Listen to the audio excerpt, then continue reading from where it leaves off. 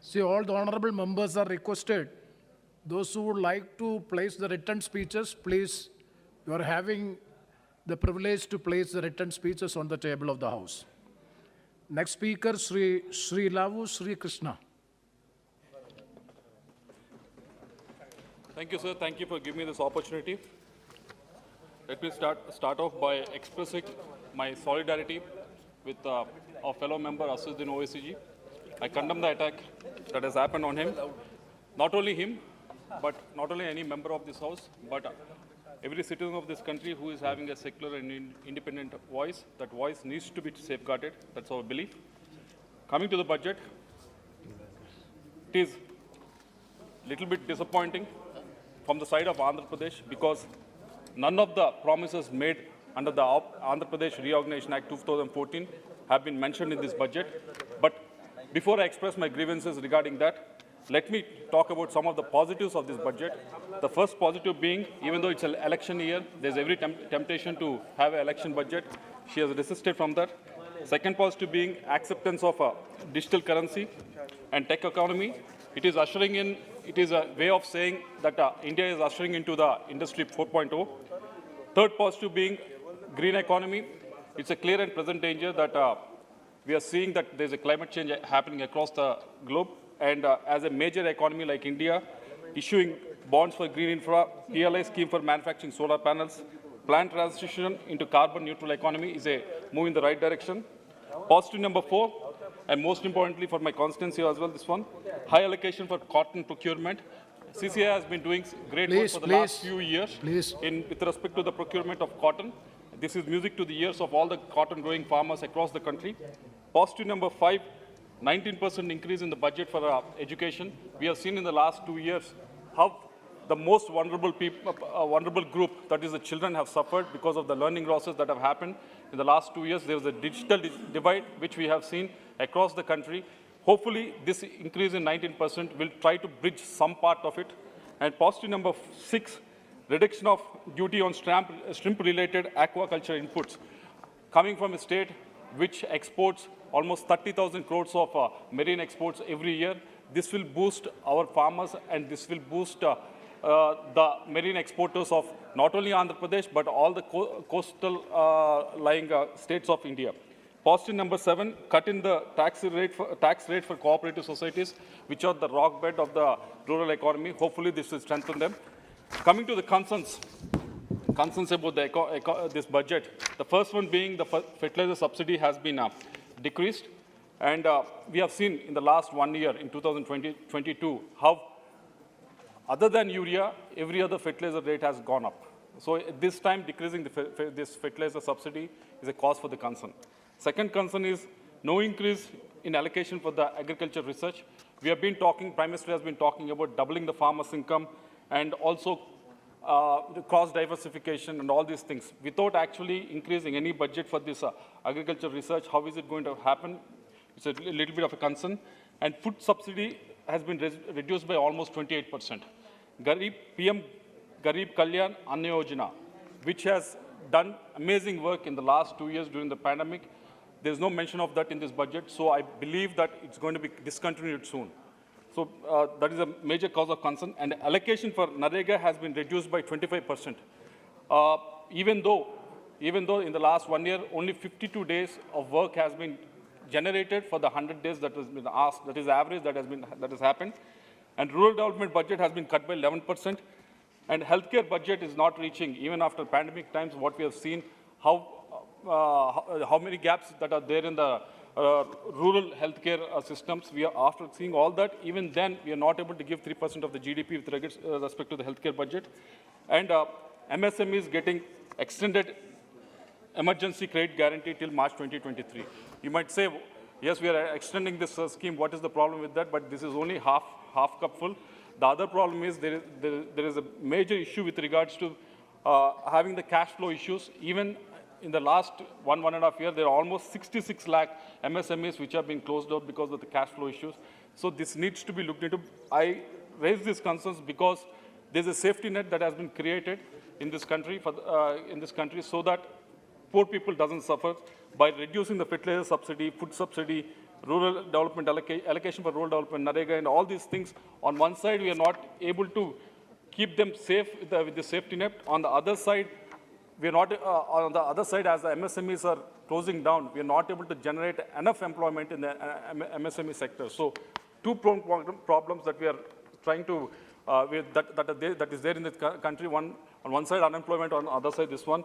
But the budget is saying we'll face these two problems with one answer, that is by making sure capital expenditure is increased, by making sure with the capital increase in the capital expenditure, that growth will happen and employment will be generated. But if you look at those numbers as well, capital expenditure numbers as well, there's 7.5 lakh crores has been allocated for capital expenditure. Out of that, 80,000 crores in this has been allocated for the loans to NHA and BSNL. And in another 1 lakh crores has been given as the interest fee for a long-term loan for the states. But if you take out these 1.8 lakhs out of 7.5 lakh crores, it is only 3% increase when compared to the last year capex expenditure that has been proposed. Having capex expenditure on the books is one thing, but spending it is a completely different thing. Coming from Andhra Pradesh, we have a completely different experience post-bifurcations, because number of promises that have been made in Andhra Pradesh Bifurcation Act involves capital expenditure, which has not been happening for the last 8 years or so. Starting with Polavaram, it has been conceived with a 15,000 crore as a project, but after escalation, cost escalation, everything, it has come up to almost 55,000 crores. Till now, only 13,000 crores has been spent on this. From central government, only 11,000 crores has been given, has been reimbursed. Still, there's 2,100 crores that has to be reimbursed from the central government. This is a capital expenditure. This project is supposed to irrigate almost 3 lakh acres of land. It's supposed to give our drinking water to almost 500 habitations in that area. And coming to the railways, in this year budget, there is almost 7,000 crores that has been allocated for the state of Andhra Pradesh with the various projects of the state of Andhra Pradesh. But going by the past experience, what we have seen in Andhra Pradesh, this will lay in the books. It will be laying the 7,000 crores will be there in the books and on the papers, but it will not be spent. Mainly because a revenue deficit state like Andhra Pradesh, which cannot fund this, you are asking the states to fund 50% from our side for this, and the central will fund 50% from the other side for the land acquisition and all these costs. But a revenue deficit state like Andhra Pradesh is in no position to do it. Even our colleagues from Telugu Desam Party was also written in 2018, raising the same matter, saying that whatever you're asking from the state, the share should be decreased so that Andhra Pradesh, there's some sort of the 7,000 crores or whatever is allocated can be spent in Andhra Pradesh. I hope Ministry will take that into consideration, because NHA and MOHT are doing the same thing. When they're acquiring the land, they are coming up with creative solutions, so state won't feel that burden. So I hope Railway Ministry will take that. And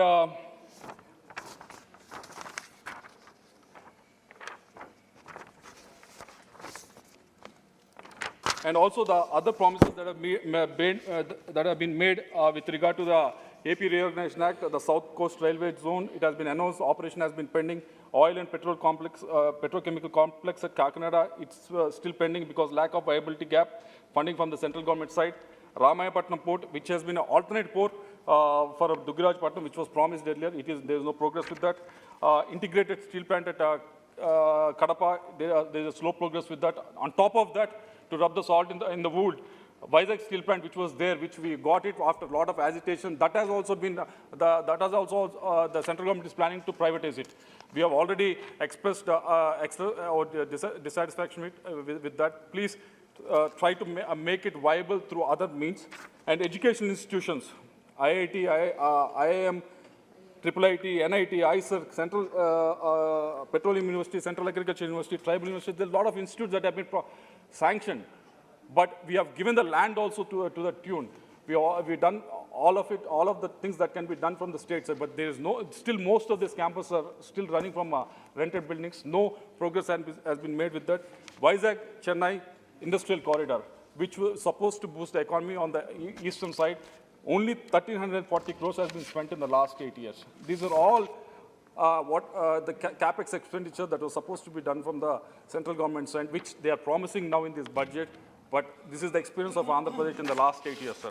And compounding these problems, with the unscientific bifurcation of the state, AP has received 54% of the population and 45% of the revenue. Revenue deficit was 23,000 that was calculated during the bifurcation. Only 4,000 crores has been received till now. Special package for AP was announced. Only 428 rupees per person has been allocated, whereas Bundelkhand got almost 415 rupees per person. That is almost 10 times more than what is allocated for Andhra Pradesh. Pending dues to the tune of 6,284 crores are there for the AP Genco from Telangana side. It has not been settled. AP has a net borrowing limit of 42,472 crores, but it has been reduced by 6,000 crores because the previous government, TDP government, has overborrowed it. You are punishing us for whatever the misdeeds that the previous government has done. These are all the problems that I'm not the first person who is raising this. There are a lot of members before me. There are a lot of member of parliaments from Andhra Pradesh who have raised this numerous times. I'm not the first person that I'm raising it, but this is the injustice that has happened to Andhra Pradesh, and there is a witness to this injustice in this house itself. Yes. Last week I was listening to Rahul Gandhi ji speaking about bouquet of flowers and mentioning about all the states in the country, but he couldn't take Andhra Pradesh name. Maybe he also knows in his heart that the injustice that has been done to Andhra Pradesh. So I request that whatever injustice that has been done to Andhra Pradesh be rectified. If we have to believe that this budget, which is promising this capex to happen, this capex will happen and it will help Andhra Pradesh grow. Please show us by fulfilling the promises. Please show us by approving the cost of approving the escalated cost of Polavaram by 55,000 crores as soon as possible, and release the pending amount of 2,100 crores, and extend the GST compensation for another 5 years. And interest-free loan, you're giving 1 lakh crores for all the states put together, but we know how much. Please try to conclude. Last 1 minute, sir. Special package. No, you are having 4 speakers, your party having No, 4. sir, not only 2 3 speakers. So there is an interest-free loan. Good, sir. Krishna speaking good, sir. There's an interest-free loan that has been given to tune of 1 lakh crores for all the states put together, but we know how much cess has been collected in the last 3 years on the fuel itself. It's almost close to 10 lakh crores that has been collected. Even if we go by the calculation of GST, we should be getting more than 1 lakh crores that has been promised.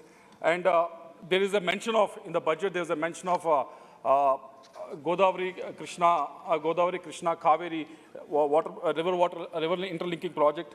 But I request, there's a work that has been already been done. Whatever work has been done, please compensate for that.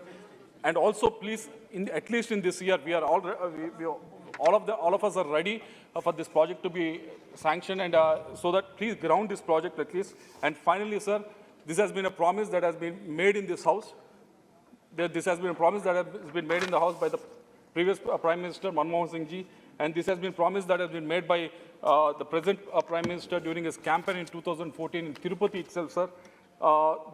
This is a rightful demand of our people. This is about special category status, sir. This has been a promise that has been made during the unscientific bifurcation of our state, sir. But we have been asking continuously, but nothing has been done about it, sir. This situation, the longer the situation continues, sir, if you are denied this right, the more people will lose faith in the promises of this government, sir. It is the strength of this government that it is connected to the people on the ground. I request that it stand by its commitments and ethos.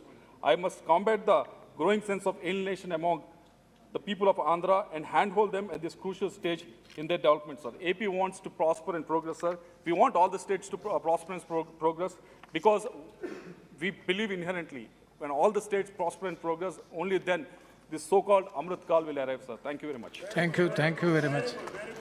Next speaker, Sri Dinesh Chandra Yadav ji.